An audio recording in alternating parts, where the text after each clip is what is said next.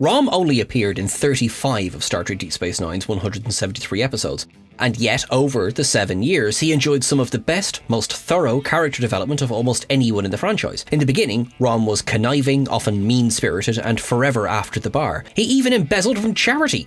In short, he was an exemplary Ferengi. By the end, he was a new kind of Nagus, and all-round lovable guy. At first depicted as having all the smarts of a self-sealing stembolt, Rom revealed himself to be an engineering genius, joining Chief O'Brien's team, and eventually the day shift. What he lacked in dexterity on the baseball field, he'd already made up for in the brilliant idea for self-replicating mines. In that, he became a key player in the Dominion War. His bravery during the occupation of the station was then only outdone at the last second. Rom was also a single father to son Nog, and a good one, though initially constrained by the tenets of Ferengi society. Little lady, he went on to become a loving husband to Lita too. Both he and Lita returned to screens most recently in Star Trek Lower Decks. Rom's ultimate likability would have been impossible without that of Max Grodenchik. Speaking in the Star Trek Deep Space Nine companion, the actor had nothing but praise for the imagination of the writers, which always kept him guessing. I should just leave it to the blessed exchequer, Grodenchik concluded. For this list, however, the 7th rule of acquisition applies. Keep your ears open to the divine treasury and beyond. I'm Sean Ferrick for TrekCulture, and here are 10 things you didn't know about Rom. Number 10. Pair of Quarks. Before Rom, Max Grodenchik had already played 2 separate Ferengi characters on Star Trek The Next Generation, Sovak in Captain's Holiday and Par Lenore in The Perfect Mate. It was during the filming of the latter, Grodenchik told StarTrek.com in 2014 that he got wind from makeup artist Michael Westmore that a new Star Trek show with a Ferengi series regular was in development. Grodenchik went on to audition, not for the brother, but for Quark. At the callback, the actor thought he had completely ruined his chances and went to sit to sulk outside. He was joined by Armin Jimmerman, equally unconfident, who had the following observation. Here's the good news. It's between only you and me for the role. You might wonder, like Grodenchik, how anyone could be so sure. Jimmerman's reply was simple but savvy. Well, we're the only 2 sure people here. Though he didn't get to play Quark, Grodenchik, magnanimous, noted in the 50-year mission the next 25 years, that his disappointment was tempered by knowing that Armin landed the role. Thrilled to be offered Rom, Grodenchik had also no idea that it would turn into such a recurring role. Number 9. First Pit Boss. At the very start of Star Trek Deep Space Nine, there was no Rom, properly speaking. In Emissary, Max Grodenchik's character was simply Ferengi Pit Boss. That is, one in charge of the Dabo Wheel. Rom wasn't named as such until the first season's 4th episode, A Man Alone. As Grodenchik recalled in the 2014 interview with StarTrek.com, he didn't know if Pit Boss would appear again. At the time, he considered his turn in Emissary to be more of a happy consolation prize, having not been picked for Quark. In Deep Space Nine's pilot, Nog was also nephew of. According to The Making of Star Trek Deep Space Nine, that particular family connection was a late addition during the development process. Its inclusion then created the need for the father in Quark's My Brother's Boy. As well as getting a name, Rom was revealed as the parent in A Man Alone. The family connection also continued after Deep Space Nine had ended. At conventions, Max Grodenchik and the much-missed Aaron Eisenberg would perform as Rom and Nog in full Ferengi makeup and costume. Number 8. Prenadora, we don't adore her.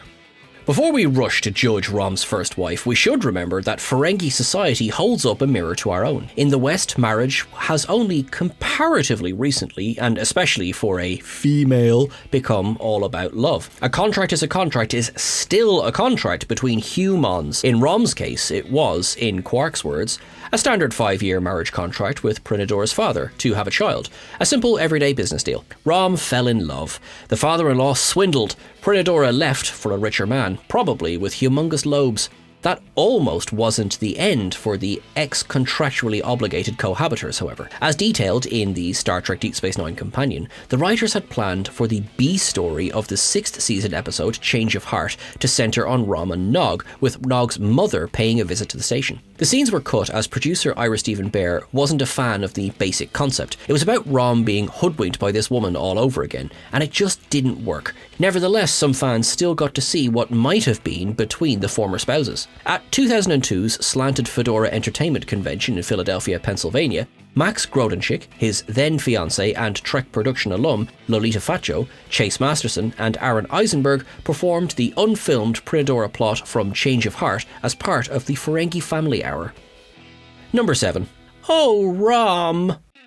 Don't worry, you can believe in love again as we go from a bad marriage to a great one. The brother always deserved better, as did the Dabo girl. More than just a cute showgirl. Goodbye Julian in the garden on Ryza in the rite of separation. Hello cute and sexy Rom. As Chase Masterson revealed in an interview with Entertainment Now, Bashir's relationship status was in fact a good part of the reason behind everyone's favourite Ferengi-Bajoran pairing. One day, Ira Steven Behr apparently took Max Grodenchik for a walk down by the promenade to tell him that they needed to keep the Doctor single, so Rom was going to end up with Leeta. According to Behr, however, writers and producers had planned to get the two together for some time. We'd been thinking long and hard about pairing up Leeta and Rom ever since Bar Association, he noted. Behr went on to add that, whilst the idea itself was funny enough, they needed to get the audience to root for it. And to do that, they dangled the possibility of a relationship for Leeta with the less likeable Dr. Louis Zimmerman in Dr. Bashir, I presume. That way, in Behr's words, Rom would seem a much better alternative. Sweeter.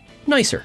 Kinder. Don't feel bad for Zimmerman either. As Robert Picardo put it, I decided to make him kind of a slob. Number 6.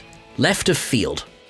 In Take Me Out to the Holosuite, Rom was serving bunt. He won the day, if not the game, in the most delightfully curious way, though not without breaking several of his brothers, and Worf's, bones in the process, to manufactured triumph. And to the osteo regenerator. Rom couldn't hit a ball if the Alpha Quadrant depended on it. Thankfully, he had other skills when it came to that. Max Grodenchik, on the other hand, as noted in the Star Trek Deep Space Nine companion, was part of a semi-professional baseball team in high school. He only had stopped because he got a hankering for the stage. In fact, Grodenchik was so good, he had to play left-handed in the episode in order to look as bad at the game as Rom was. Written by Ira Steven Behr, Take Me Out to the Holosuite was inspired by a 1985 episode of Fame, the old ball game, written by Ira Steven Behr. In the one from Fame, the game is actually won by a character who can't play. Softball in this case. For Take Me Out 2, the writers always wanted the Niners to lose the game. I didn't want to do the little team that comes from behind to win. That's such a cliche, Ronald D. Moore commented.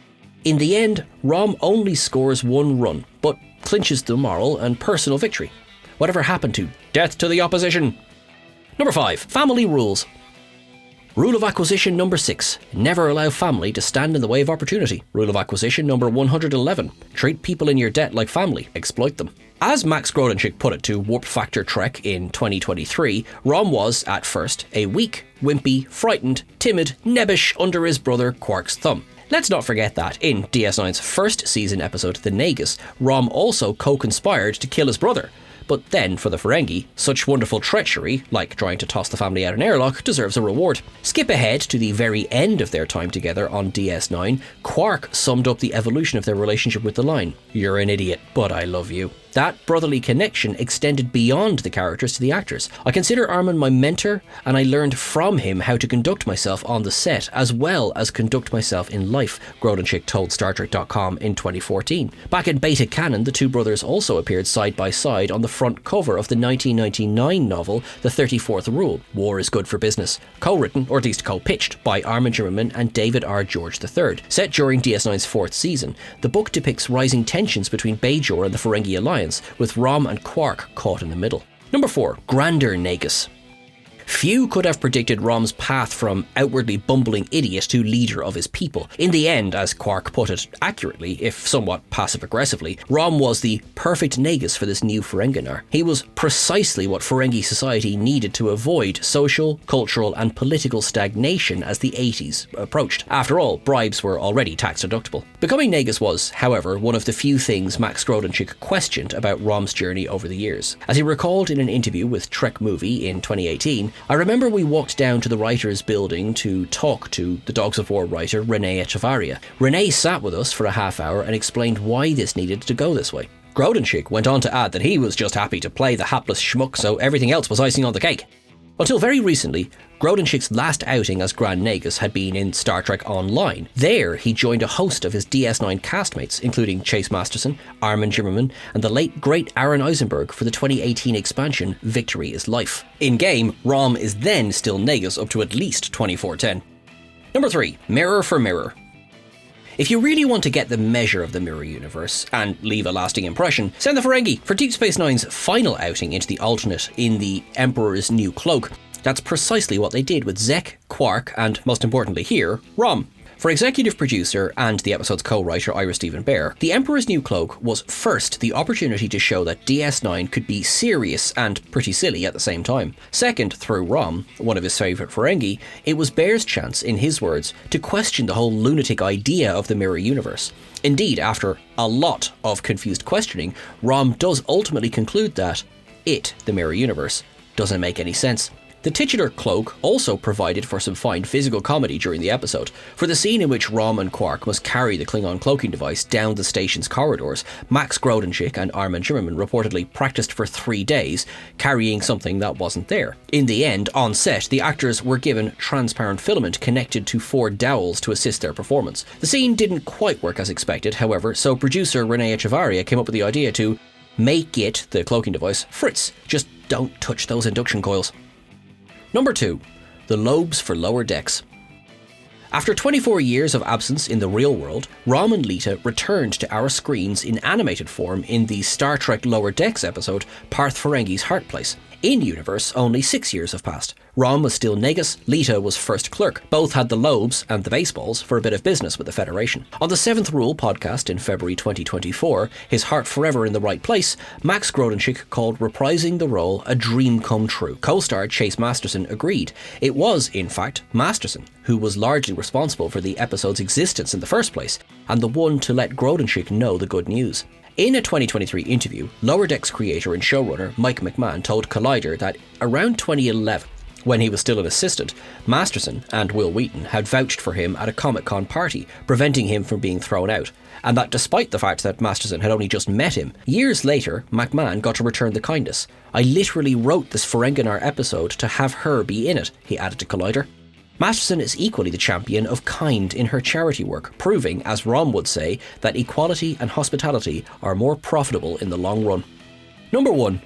Moogi Ishka, mother of Rom and Quark, was the iconoclast who cast off these sexist strictures of Ferengi society and put on the clothes. Her relationship with her youngest, more inclined to listen, was one of the highlights of the series. Her back and forth with her eldest, more stuck in his ways, was a lot of fun to watch too. Ishka was played by 2 actresses, Andrea Martin in Family Business and Cecily Adams in the rest of the characters' appearances. Neither actress was old enough to be Moogi to Max Grodenchik or Armin Zimmerman. In fact, Adams was a few years younger than both her on-screen sons. Moogi is mother or grandmother, but also an insight into Rom's most memorable voice. As Grodenchik told the audience at a Bayou Con in 2011, it was all in the teeth, especially the snaggletooth on the bottom. He'd also worn the same set as his first Ferengi, Sovak, in Captain's Holiday, and by the looks of it, as Par Lenore in The Perfect Mate. To be understood amongst the Nashers and to avoid an incident with his upper lip, Grodenchik had to switch his way of talking to the back of the throat, hence the distinctive sound. As he demonstrated at Bayou Con and at other conventions over the years, Grodenchik then has a trick to perform his famous Moogie without all that disastrous dentistry. If you want to try it at home, as Grodenchik suggests, and really if you don't, then what are you doing with your life? Simply wrap your thumb and forefinger around the back of your bottom teeth, lower your jaw and speak.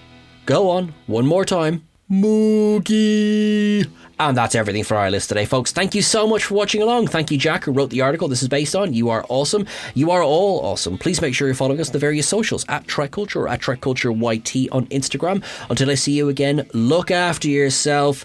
Keep your eyes and your ears open for profit. Live long and prosper, and I'll see you soon. Thanks very much.